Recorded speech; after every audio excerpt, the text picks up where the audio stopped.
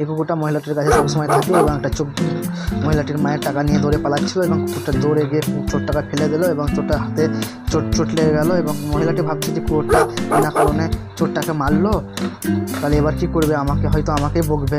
দৌড়তে দৌড়তে চোরটার কাছে চলে গেল মহিলাটা এবং কুকুরটাকে বললো যে কেন তো মারলি ওনাকে, এবং চোরটা বলছে আমার হাতে চোট পেয়ে গেছে, রক্ত বার হচ্ছে। চোরটাকে মেয়েটা বলছে সরি, ভুল হয়ে গেছে, এবং আপনি টাকা নিয়ে চিকিৎসা করে নিন। চোরটা টাকা নিয়ে আবার পালিয়ে যাওয়ার চেষ্টা করতে লাগলো এবং কুকুরটাকে মহিলাটি মারতে লাগলো। মারতে বোঝাতে নিয়ে চলে গেলো যে কেন লোকটাকে ফেললি বিনা কারণে। কুকুরটা বলতে পারছে না এবং বোঝাতে পারছে না মহিলাটিকে যে ও চোর ছিল। এবং এইমাত্র ওনার মা এইমাত্র চলে আসবেন, দেখুন এসে গেছে, এবং ওনার মা ওনার মেয়েকে বলছে যে এইমাত্র একটা চোর আমার টাকাগুলো সব নিয়ে চলে গেলো ব্যাগ থেকে কেড়ে নিয়ে। মহিলাটি বলছে এইমাত্র এখন চলে গেলো। তখন মহিলাটি বলছে যে ওই চোরটাকেই তো আমাদের কুকুরটা দাবিয়ে ধরে ফেলে দিয়েছিল এবং ফেলার জন্য আমি ওনাকে টাকা দিয়ে তাড়িয়ে দিলাম।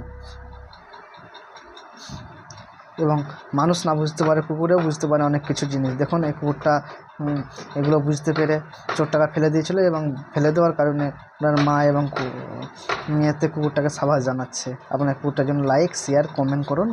ভালো লাগলে ভিডিওটা।